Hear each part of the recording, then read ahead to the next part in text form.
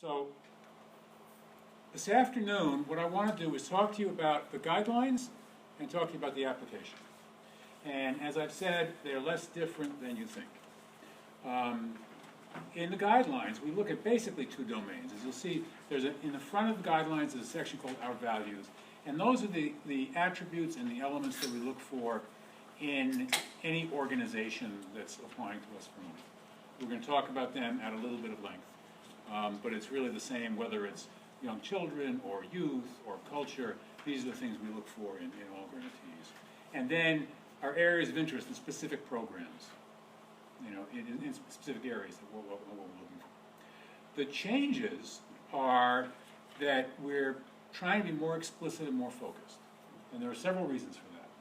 One is that our board over the last several years has been looking at ways that we can become more rigorous and more differentiated in our grant making, because we are fiduciaries of the money that people who want to do good in the community have, entrust to us, and we need to be doing the best that we can with that money.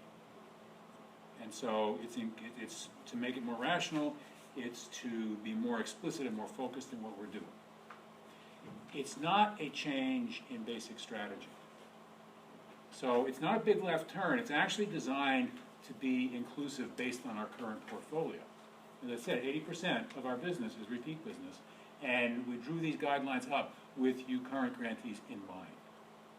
So if it's not obvious to you how you fit, we can help you figure that out. But we weren't trying to rule people out. We also, our inclusiveness is really based on our nature as a community foundation, which is first to be a responsive grant maker. So the way the Community Foundation comes to be, and many of you know this already, but I'm going to risk repeating it, is that, in our case about 40 years ago, people who had enjoyed success in this community came together to try and support its growth, and to try and support its health, in whatever ways they wanted to. And we grew up as a place for them to do that. And so donors start funds here. They do their charitable giving through the foundation when they're alive. They leave a legacy after they pass away. About 60% of the money that passes from the foundation is actually donor directed. And so you'll see that one of our biggest grantees is the Art Museum. Donors do that. Donors make choices every year when they're alive and the requests into what they want to support. And then a certain amount they set aside, or they'll say, we want this for young children, or we want this for youth development, or we just want you to do the best thing. That's about 40% of the money that we make in grants. And that's actually, in the Community Foundation business, is a very strong mix. It's a real vote of confidence of the community in us. That as much as 40%, they've essentially said, do the right thing. And so we take it very seriously about doing the right thing. So in terms of organizations, what are we looking for? So we're looking for organizations that improve access to community resources and eliminate barriers. And that is very obvious in things like economic security. And it's very obvious, I think, in helping youth to prepare for jobs and helping low-income children. And also for arts and culture is an area, I use the Art Museum as an example. So our donors have really kind of taken care of the Art Museum. There is an Art Museum because of them. An art museum is a good thing to have. A madrigal chorus is a good thing to have. But with this money, we're interested in how do people who might not ordinarily have access to that good thing get access to that good thing? And how are they enabled to contribute? So in Clinton, there's the Russian Icon Museum that we receive money from our fund holders. What about the African Mask Museum down the street? So how are we creating, eliminating barriers to creating access? Building on assets of our diverse community, dealing with issues of inclusion and equity and justice is what we're looking for all of our grantees to do. One thing that we're specifically kind of trying to sharpen our focus on this year is how do the people who benefit from the services that you provide influence what you do? How do they get their hands on the steering wheel? And so we ask that question in the application that says, how do people, and in some cases, Now, in community development corporations, for example, it's written into your bylaws, 50% plus one of your board of directors has to be community residents. In other places, it's not as formal, but we want to know how you do that, and that's a big deal for us. Fostering collaboration is a big C and small c. There was a time, I've been around in this business for longer than I care to admit, but it's north of 20 years. And I remember when collaboration first became fashionable. I was at the United Way in Boston at the time, and people came to us and said, you want us to collaborate, but you don't want to pay for it. It costs money to do that. We get that. And we want to be able to support that. But there's small c collaboration too. The field has changed, the terrain has changed, especially since 2008. Is that not only do we understand that the big C collaboration needs to be supported, but organizations need to be collaborating whether it's supported or not. Is that we need to see the small c collaboration, and you do it. And I think, you know, the financial crisis of 2008 really propelled people to new levels, where I think 15 years ago, and you know, people would say, oh, we can't do this, why are you asking us to do this? Oh, this is not reasonable to ask us to do this. And now they're just doing it because it's the way to survive, and it's the way to serve. Acting based on evidence. So we have a question that goes directly to that, is that whether it's a new program or a program you've been doing, what evidence do you have that it's going to work? And when we're talking about evidence, there's also, and in social service and human services, there can be a tendency to fall victim to analysis paralysis. In the early days of outcome measurement, I remember organizations that we were teaching saying, oh, but I can't prove that my intervention did it, and maybe it was something else. Well, it's not, we're not looking for precision out to the fourth decimal place. If you think about it, what we're looking for is, what would a well-intended but somewhat skeptical business person need to know to feel comfortable making a bet on your program? So that's the level that we're talking about, and that's kind of the metaphor for it. So think of a benign, well-meaning, but somewhat skeptical investor. And we're interested in encouraging nonprofit strength, which we do through our Nonprofit Support Center, and we do through the kinds of questions we ask you, because we know that gets you thinking about these things. And you'll see when we get to it, one of the areas that we're emphasizing is strategic financial management. And you'll see some small changes we made in the forms that will help underline those. So that's what we look for pretty much from everybody. Now, our areas of interest. And so this is where some of you may be scratching your heads, well, I used to know where I fit, where do I fit now? If you remember, our areas of interest were very, very broad. I mean, I think we're arts and culture, the environment, human services. Like, wow, what does that mean? And so what we've done is we've spelled it out a little bit for you. And arts, culture, civic engagement, and environment.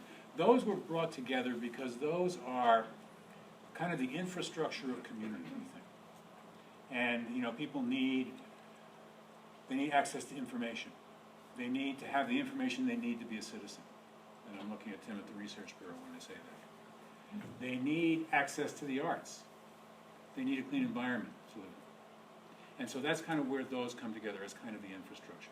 These are not hard and fast categories. You know, you can make an argument about something being in one place or another, and maybe it should be something different, but this is kind of good enough for us to go with, and good enough to give us focus and to really look honestly and deeply at what you're proposing. Key aspect of well-being, which is what this foundation is about, and it's considered civic infrastructure. Early childhood development is one area where we have actually chosen a strategy.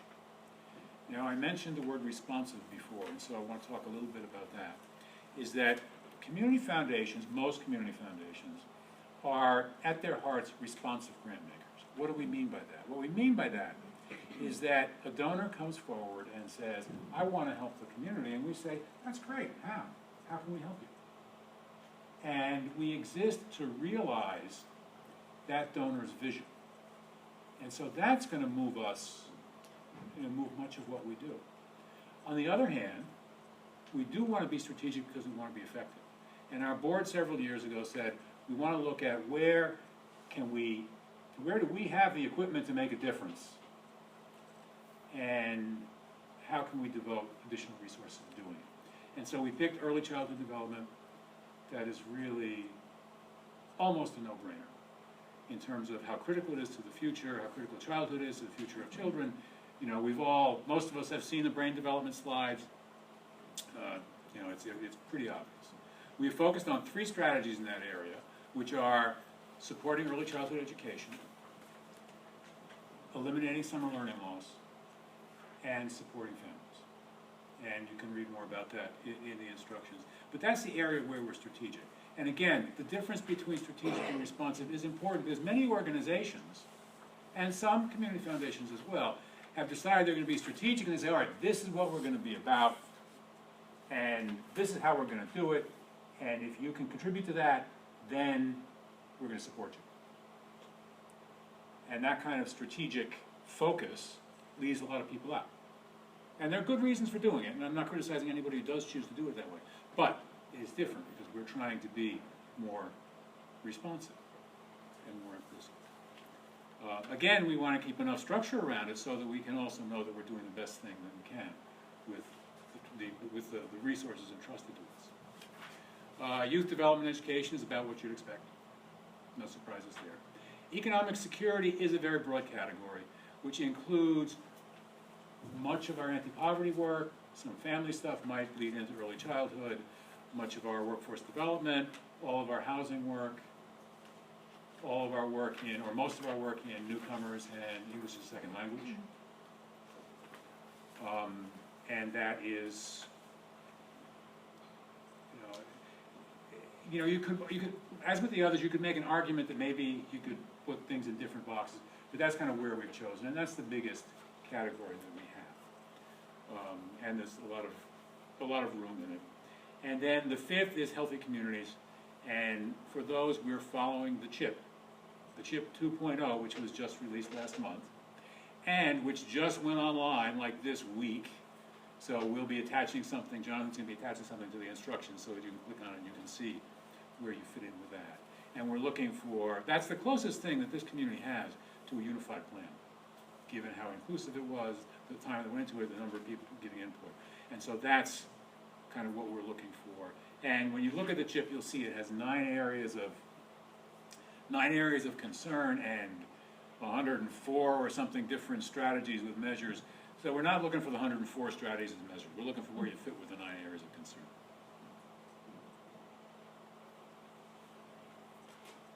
So that leads you to the question about what bucket do I fit in? Well, first, relax. Like I said, the buckets were designed so that everybody would fit. And if it's not clear to you, we can help with it. But here's the way to think about it. Think about the goals and the methods of your program. Think about the mission and the values of your organization, and think of your modus operandi as an organization, and then look at the descriptions and the guidelines. And here are 2 examples. So, the youth troupe of the Maine South Light Opera Company. Youth or arts? So when we unpack that one, I would say, and you could make a different argument, but I would say, having invented the organization myself, so I know something about it, that Maine South Light Opera is an arts organization, so arts is what they do. And the youth program is one of the things that they do under the umbrella of arts. So I would say that's an arts organization that's doing your program. And so that's where I think that would fit under arts. Or summer jobs, which is another, even a little less clear, because summer jobs are about youth development and summer jobs are about kids earning money because they need to help pay the family bills. If you're the Boys and Girls Club and you have a summer jobs program, I think you're probably more on the youth development end. If you're a CDC and you have a summer jobs program, you need to think about it. Those are kind of the rules. And when in doubt, call us.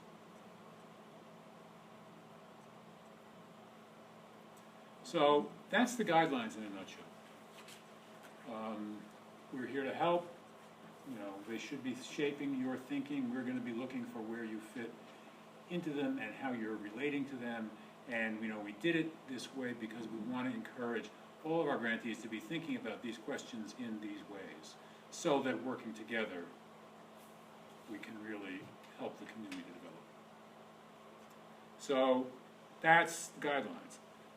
The application itself. Not many changes from last year, but there are some things that I think it would be helpful just to kind of remind you of and maybe give you a little bit of insight to.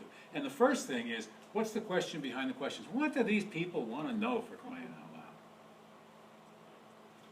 And that's what I call the question behind the question. And so what you've got is you have a panel with staff helping to lead it. You have a panel of those well-intentioned but somewhat skeptical evaluators. And they want to know, is this important? They want to know, what are these people going to do? They want to know if it aligns with our guidelines. They want to know if you can pull it off. Can you make happen what you say you're going to do? If you succeed, they want to know, will it do any good? Will it help? And then the question is this the best possible use of the money entrusted to us? You look on our website and you see that our grants run from $5,000 to $25,000. True. The median grant size is around 10, which means that we make modest amount of grants. And our question is, how can the small dollar make a big difference? And that's something that we're going to rely on you to help us understand, because that's going to be what very often makes the decision. Now, some of the kinds of things that have been successful, just to give you a way to think about your work, is that, for example, I'm looking at a Community Development Corporation, where you've got all kinds of programs that the government pays you to do with big dollar amounts, but you may have families that are $1,500 over the income limit, and you can't take advantage of this infrastructure, but for that $1,500. So we can help with that. Homelessness, the small dollar grant to a family at risk of homelessness that can prevent so much suffering and loss, is a high leverage use. And so not all cases are that clear, but that's what we're looking to understand. Because at the end of the day, we have to ask the question, is this the best thing that we can do with the money that Mr. Dodge left us? And our boss, Ann Lisi, actually knows the people. Let's just sit in a room and say, oh, he would have loved that. So we're still young enough that the donor intent is still present for us. General tips in doing the application. Less is more. Try to be succinct. The person who's reading the application is also reading 90 other applications. So you really don't want to go on longer than you need to. Answer the question. Get somebody else to look at what you write down and make sure that you answer the question. It's shocking how many people don't. But you get the predictable response when someone's reading it and they didn't answer the question. Now, sometimes, and if we have questions about it, there will often be an opportunity to talk and get things straightened out. And you're not going to live and die by one infelicitous paragraph in your application, but answer the question. Recycling is good, but redundancy distracts. So if you have stuff that you said elsewhere in your application, say, and we have achieved our goals every year. See the indicators section, or see the progress report. So you can make references back and forth without repeating the same verbiage 5 times throughout the application. Use an extra set of eyes. It really makes a difference to have somebody who has not spent 10 hours a day for 5 days looking at the damn thing to read it. They're going to see things that you don't. And using space wisely, as we do have. We've got character limits, and people complain about them. People also operate within them, and they do very well. The good news about character limits and application quality in general is that people are getting better and better at it. Every year people get better at it. The bad news is people are getting better and better at it. So the bar is always rising. So selecting questions where we thought that you might have some problems, or that might have some traps. So the first is primary of interest of area of interest. What bucket do I fit in? We talked about that. But you need to make a choice. And you can use the program description to describe how it is that your arts program is serving a critical youth development role. But you only get a chance to check one box, and that would be arts for that, for the light opera case. Mission statement, operating budget, current services. So you may look at that and say, oh my God, how many grants have I filled out for these people? They don't know this? They don't have this information? Yes, we have the information. But we're not smart enough to be able to pull it out and put it in front of the reviewer again. And the reviewer needs to say, oh, okay, who are they again? Oh, right, okay, that's what that's there for. Plus a little space for you to say what's different in the last couple of years. So that's what that's for. That's why it's apparently repetitious. Amount requested. So we're asking you to think a little bit differently about this in the past. It has really been a black box to this point. Some people ask for huge amounts of money, figuring if I don't ask for it, I'm not going to get it.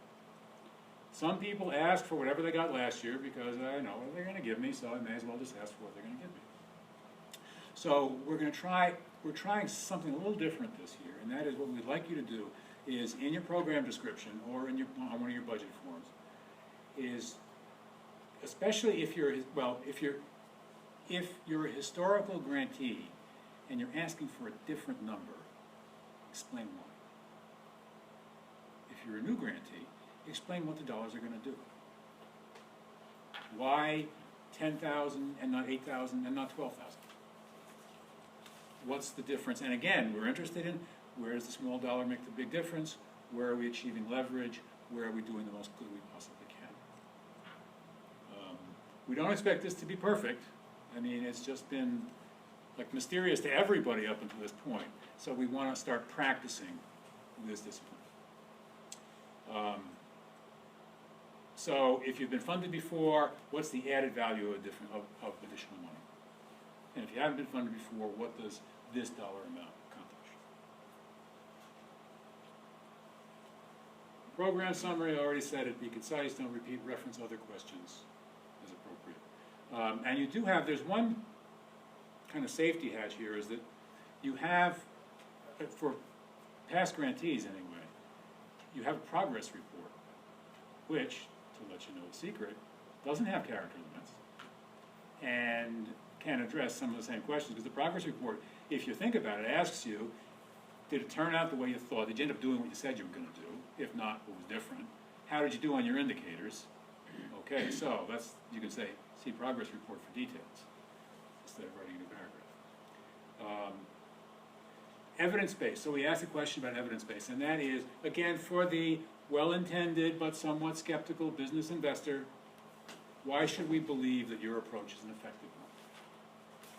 And that's usually because there is some evidence where it's been done, or where if you're doing something new, something like it has been done, and you have good reason to believe it's going to work. What's your past experience? So the best predictor of future performance, unlike the stock market, the best predictor of future performance is past performance. And so we want to know, where have you done this kind of project, when and where have you done this kind of project, and have you succeeded at it before? Whether it's this particular project or one like it. And we'd like to see evidence of what you've learned from your experience. It's going to make this one even stronger.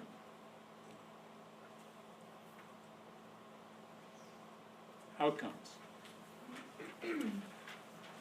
Outcomes are benefits to the program's participants. They are not the activities that you undertake. So, attending a series of classes is not an outcome. Achieving fluency in English is an outcome. Getting a job is an outcome.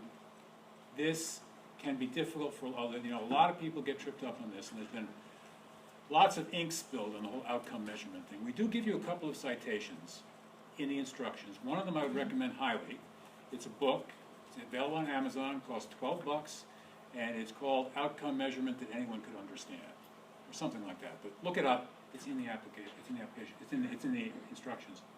I've been teaching outcome measurement for close to 20 years, and it is the simplest, most straightforward.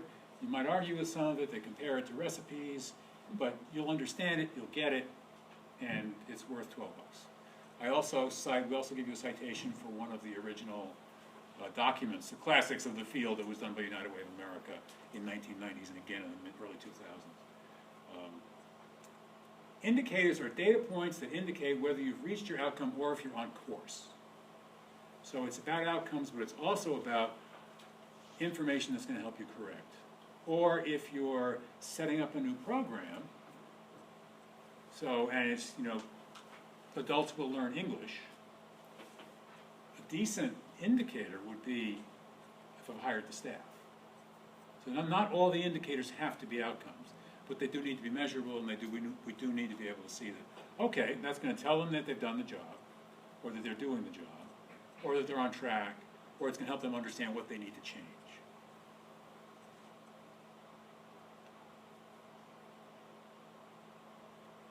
And that's really what your progress report is about.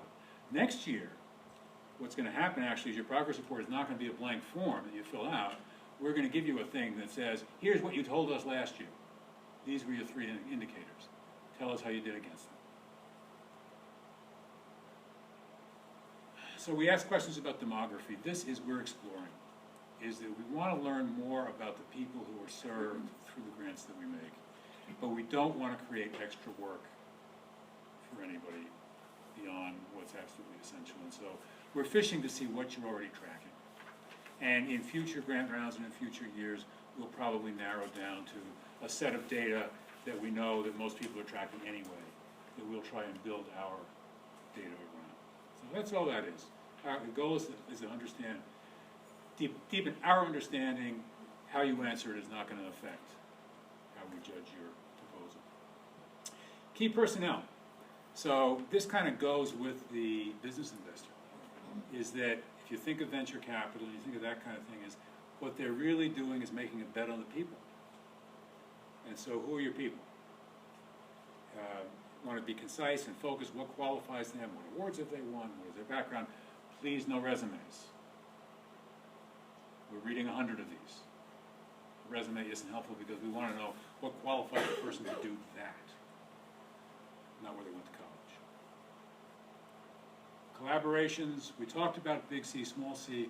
What we're interested in learning more about is what's the ecosystem of collaboration like out there? We know some of that. We know a lot less about it than we need to.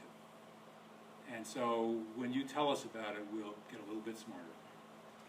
We think that's important, and then we'll figure out how we can help in the future. Input. That was the question about how do your clients, consumers, community members get their hands on the wheel. Formally, informally, how does it work? What have you changed as a result? That makes it very convincing. You can say, we have a board, we have a committee. If you can point to changes that you've made as a result of their input, you're presenting yourself in a much more convincing way. Progress report, we talked about. You can take some liberties with that. Financial forms. Okay, so what we've tried to do here, we've done several things. One, this is where we're hoping that we can get a sense of financial strategy, and hoping that all together we can start thinking more like this. We've also tried to simplify them and try to mirror more the categories that you would see on an audited financial statement. Because that's whether you have an audit or you're much smaller than that and you just did the 990, the gold standard is the audited financial statement. That's how people understand finances. So that's how we want to understand it, and that's how we want you to understand yours. So in the program budget, we're looking for what are your dedicated sources of support for the program. So those who've done this before, you can see the columns and the labels there. How much do you get from other foundations? How much do you get from the government? How much, and the next bullet is how much is your agency putting in? There are programs you make money on and there are programs that you lose money on, and that's as it should be. If you're subsidizing, that's where that number goes. In theory, there should be no program running a deficit. mathematically on the form you actually could do it that way, just because we sort of chickened out and didn't want to like completely constrain you. But basically, the program's going on, it's getting paid for. If you're not making enough money from sources, you're taking it from somewhere else, and we want to understand that. Indirect costs are valid, and they're valued.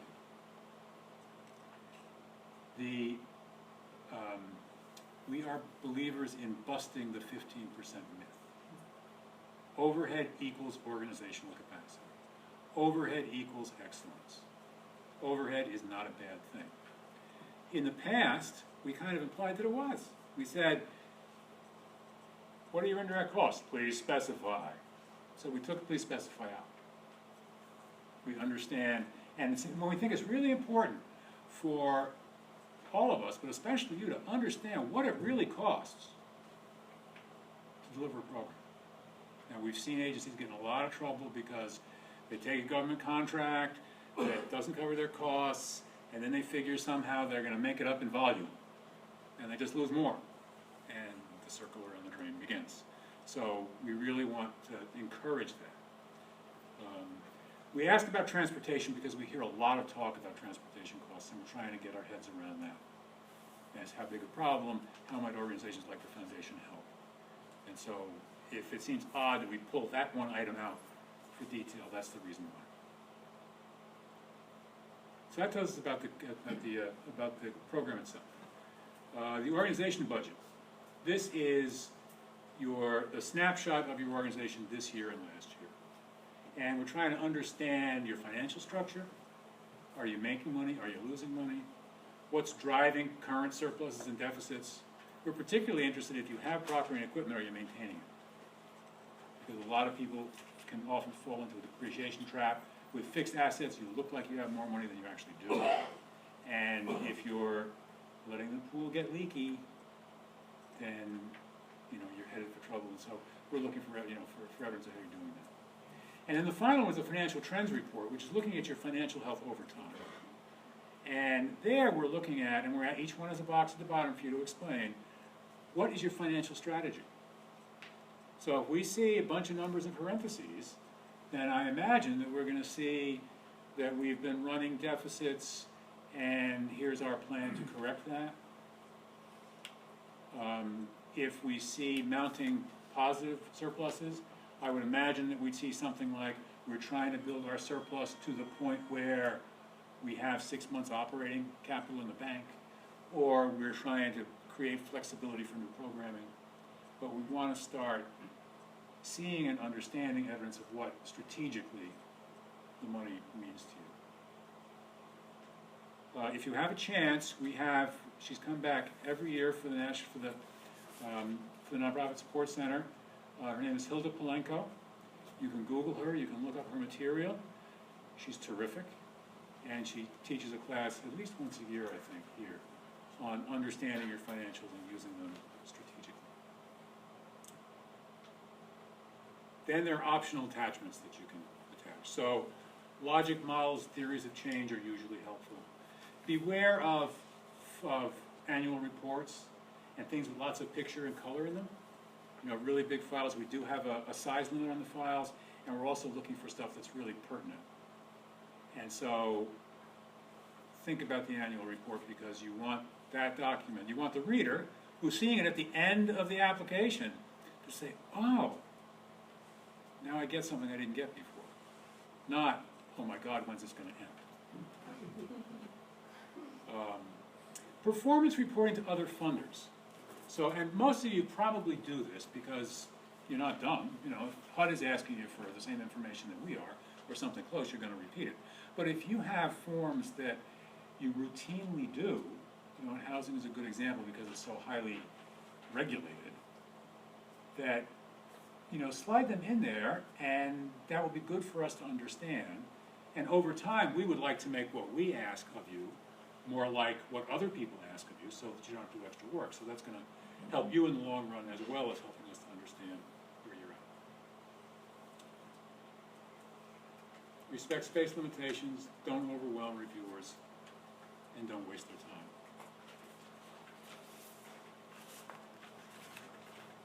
and that's more of the same. And just please make sure that you get in touch with us if you have questions. We're here to answer them, we're here to work with you. We want your application to be the best it can be. And, you know, we're prepared to go some distance